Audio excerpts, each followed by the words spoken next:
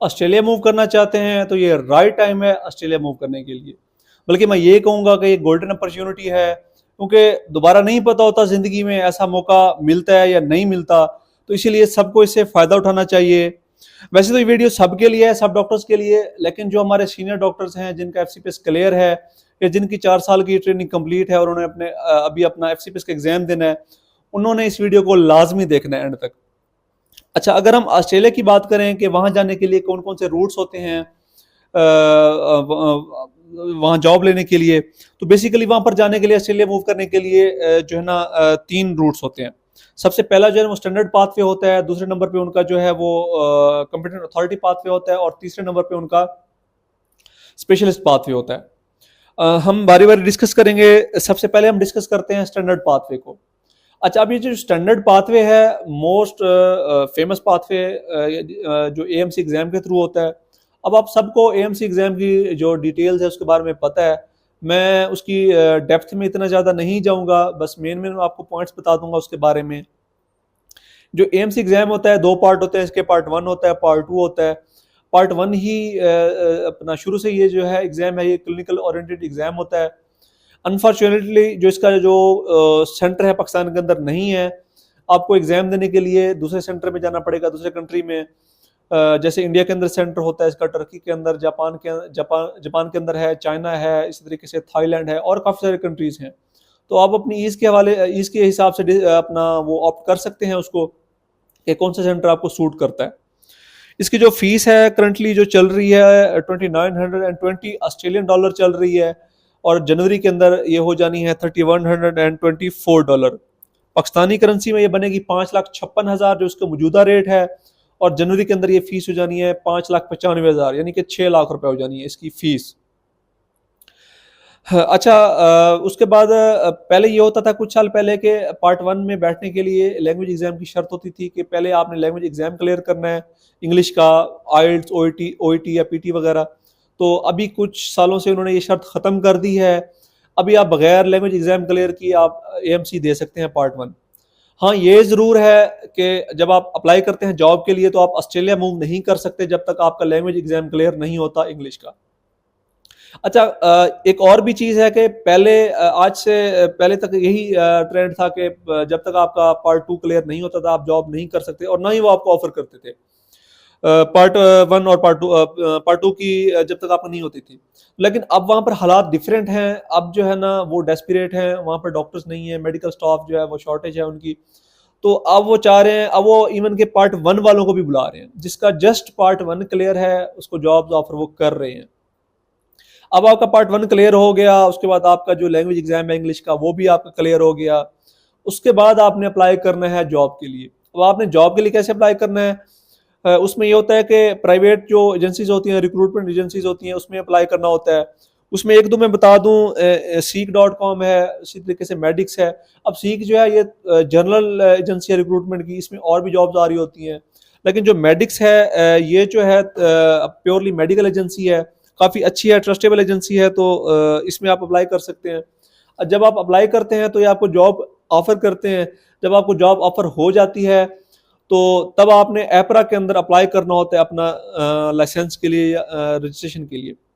एपरा, AHPRA, Australian health practitioner regulation authority, ये main body है जो कि डॉक्टर्स की रजिस्ट्रेशन को, उनके लाइसेंस को देख रही होती है। इसमें आपने अप्लाई करना होता है और ये आपको लिमिटेड रजिस्ट्रेशन दे देते हैं। अब आपके पास जॉब ऑफर भी आ गई, आपके पास लिमिटेड रजिस्ट्रेशन भी आ गई, और उसके बाद फिर आपने अप्लाई करना होता है ऑस्ट्रेलिया के अंदर वर्क वीज़ा के लिए। वर्किंग वीज़ा में आपने अप्लाई कर दिया, उसके बाद आपने ऑस्ट्रेलिया मूव करना होता है। जब आप ऑस्ट्रेलिया चले जाते हैं उसके बाद ये होता है कि आपको कुछ अरसे के लिए वो टाइम देते हैं कि तकरीबन 2 साल का टाइम होता है कि आप इस दौरान अपना पार्ट 2 जो है वो आप अपना क्लियर कर लें। अच्छा, अब आपने अपना पार्ट 2 क्लियर करना होता है वहाँ पर ऑस्ट्रेलिया में रह के। पार्ट 2 जब आपका क्लियर हो जाता है तब आपकी जो लिमिटेड रजिस्ट्रेशन है वो आपकी प्रोविजनल रजिस्ट्रेशन के अंदर कन्वर्ट कर दी जाती है। कंप्लीट अभी भी आपको नहीं मिलती, 3 स्टेप में मिलती है। पहले नंबर पे लिमिटेड रजिस्ट्रेशन मिलती है, दूसरे नंबर पे आपको प्रोविजनल मिलती है, तीसरे नंबर पे आपको जनरल रजिस्ट्रेशन मिलती है। अच्छा, अब आपका पार्ट 2 क्लियर हो गया, आपको प्रोविजनल रजिस्ट्रेशन मिल गई, और उसके बाद जर्नल रजिस्ट्रेशन के लिए 1 साल के लिए वहां पर काम करना पड़ता है आपको। सुपरवाइज्ड वो क्लिनिकल ट्रेनिंग होती है 1 साल की, आप क्लिनिकल रोटेशंस करते हैं, वो आपको खुद बताते हैं कि आपने क्या क्या रोटेशंस करनी है। आपने 1 साल कंप्लीट कर लिया अपनी रोटेशन, उसके बाद आपको जो एएमसी सर्टिफिकेट इशू हो जाता है और उसी के साथ ही आपकी जो जनरल रजिस्ट्रेशन है वो आपको ऑफर कर दी जाती है।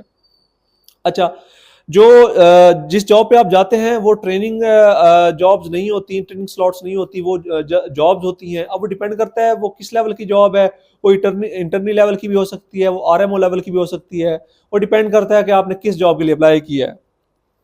अच्छा, ये तो था अब उसका स्टैंडर्ड पाथवे। एक और चीज यहाँ पर बताता चलूं, एक चीज होती है पेस की। अब ये पेस की क्या चीज है, पेस की के बारे में आपको बताऊं, ये होता है कि pre employment structured clinical interview. होता यह है कि जब आप पार्ट 1 की बेस पे अप्लाई करते हैं जॉब के लिए, तो उसके एक इंटरव्यू आपका वो अरेंज कर सकते हैं, जिसमें एक पैनल होता है, वो आपकी जो क्लिनिकल नॉलेज है उसको असेस करता है, आपकी स्किल्स को असेस करता है, आपका जो वर्क एक्सपीरियंस है उसको असेस करता है। उसकी बेस पे आपको जॉब ऑफर कर सकते हैं और आप ऑस्ट्रेलिया मूव कर सकते हैं। अच्छा, ये तो था इसका जो स्टैंडर्ड पाथवे था। दूसरे नंबर पे आ जाता है इसका कॉम्पिटेंट अथॉरिटी पाथवे। अब कॉम्पिटेंट अथॉरिटी पाथवे में क्या है, ये वो होता है कि अगर आपके पास दूसरे कंट्रीज की रजिस्ट्रेशन है जिसको एएमसी एक्सेप्ट करती है, जिसमें जीएमसी है, जिसमें आईएमसी है, आयरिश मेडिकल काउंसिल है, जनरल मेडिकल काउंसिल है, न्यूजीलैंड की काउंसिल है, इसी तरीके से कनाडा की काउंसिल है, कैनेडियन काउंसिल, उसके अलावा यूएस एमली है। अगर आपके पास इन कंट्रीज का लाइसेंस है और आपके पास वर्क एक्सपीरियंस है, तो इस बेस पे आप बगैर किसी एग्जाम के ऑस्ट्रेलिया मूव कर सकते हैं। बल्कि इन कंट्रीज से मूव करना ईजी होता है, क्योंकि यूरोपियन कंट्रीज हैं तो ये जो है ना एक दूसरे को फेवर करते हैं। तो वहां पर मूव करने के बाद डायरेक्ट आप इनके फेलोशिप एग्जाम में बैठते हैं और आपको फेलोशिप की डिग्री दे दी जाती है। या फिर अगर आपने already he fellowship in countries में की हुई है तो तब आपको एग्जाम देने की जरूरत नहीं पड़ती, डायरेक्ट आप जो है ना आपको फेलोशिप की डिग्री देते हैं ऑस्ट्रेलिया वाले। अच्छा, ये था competent authority pathway.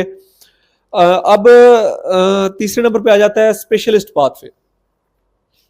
Specialist pathway में यह है कि जो इंटरनेशनल मेडिकल ग्रेजुएट्स हैं जिन्होंने अपने कंट्री में ट्रेनिंग की हुई है, स्पेशलाइजेशन की हुई है, उस बेस पे वो ऑस्ट्रेलिया वाले आपको जॉब्स ऑफर करते हैं, रजिस्ट्रेशन ऑफर करते हैं। अच्छा, प्रीवियसली ये था कि ऑस्ट्रेलिया जो है ना एफसीपीएस को रिकॉग्नाइज नहीं करता था, और बल्कि दुनिया में मोस्टली कंट्रीज में एफसीपीएस रिकॉग्नाइज नहीं है।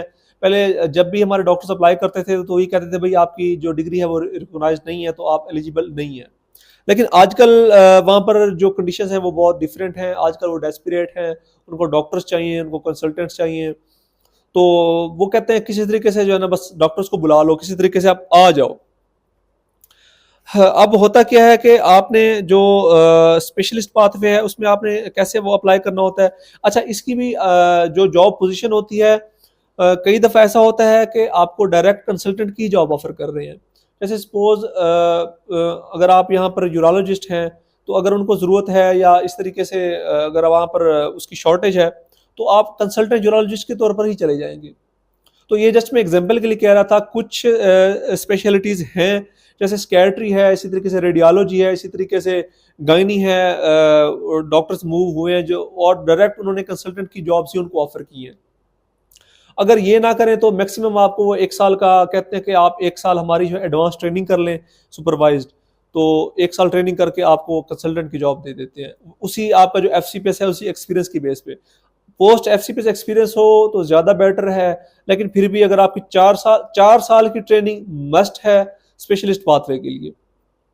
अच्छा, उसके बाद अब आपका एफसीपीएस क्लियर है, अब आप मूव करना चाहते हैं ऑस्ट्रेलिया, तो अब आप ने कैसे अप्लाई करना है। उसके लिए सबसे पहले जो है ना आपने एएमसी में अप्लाई करना होता है through PSV, primary source verification.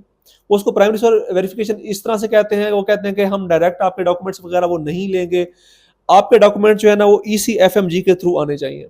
अब आपकी डिग्री हो गई, एफसीपीएस का सर्टिफिकेट आ गया आपके पास ट्रेनिंग सर्टिफिकेट्स हैं, सारा कुछ है आपके पास।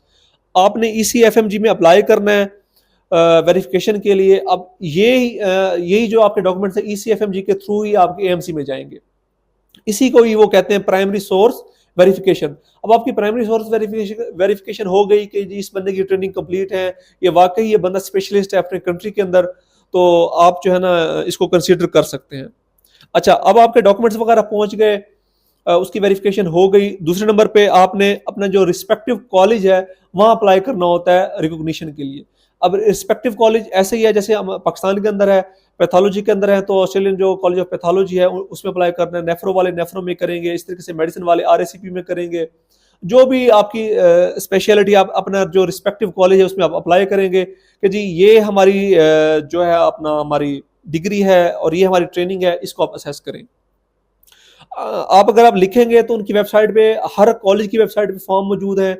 जो भी डॉक्टर अपनी स्पेशलिटी में अप्लाई करना चाहता है उस कंट्री की जो कॉलेज की वेबसाइट पे जाए, वहां आपको एक फॉर्म मिल जाएगा। तो वो फॉर्म आपने निकालना है, वो फॉर्म आपने फिल करना है, उसमें जो भी डिटेल्स उन्होंने मांगी है वो आपने सारी डिटेल्स देनी है। और उसके बाद जो फीस है आपने वो फीस पे करनी है। उसके बाद फीस पे करनी है, फीस पे करके और उसके बाद जो है ना वो आपको जो सारी आपकी ट्रेनिंग्स हैं, आपकी डिग्री है, सारा कुछ जो आपकी एजुकेशन है उसको असेस करेंगे। आपका इंटरव्यू अरेंज होता है, आपसे सारा कुछ पूछते हैं जी ट्रेनिंग के बारे में बताएं, कितना सा ट्रेनिंग की, कौन कौन सी रोटेशंस की, क्या क्या किया, क्या क्या सीखा, डिटेल सारा कुछ वो आपको असेस करते हैं।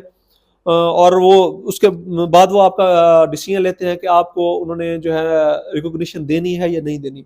पहले नहीं होता था, आजकल ऑफर कर रहे हैं। ऐसे डॉक्टर्स हैं जिनसे बात हुई तो वो कह रहे थे कि जो है ना उनको इजीली, जनरल सर्जन थे वो मूव हुए हैं, इसी तरीके से साइकोलॉजिस्ट थे, साइकेट्रिस्ट थे वो मूव हुए हैं। तो उन्होंने जो है ना उनको एज ए कंसल्टेंट ही जॉब ऑफर कर दी।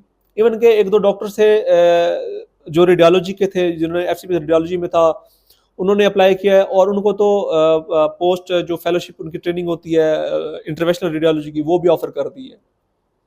तो आपने अप्लाई करना है अपनी असेसमेंट के लिए। जब आपकी असेसमेंट हो जाती है तब वो आपका डिसीजन लेते हैं कि जी आपको वो इक्वलेंसी उन्होंने देनी है नहीं देनी। अगर वो आपका यस आ जाता है वहां से, तो तब आप फिर आप एपरा में अप्लाई करेंगे, जो Australian health practitioner regulation authority है, और उसकी बेस पे आपको जो जनरल रजिस्ट्रेशन है वो ऑफर कर दी जाती है।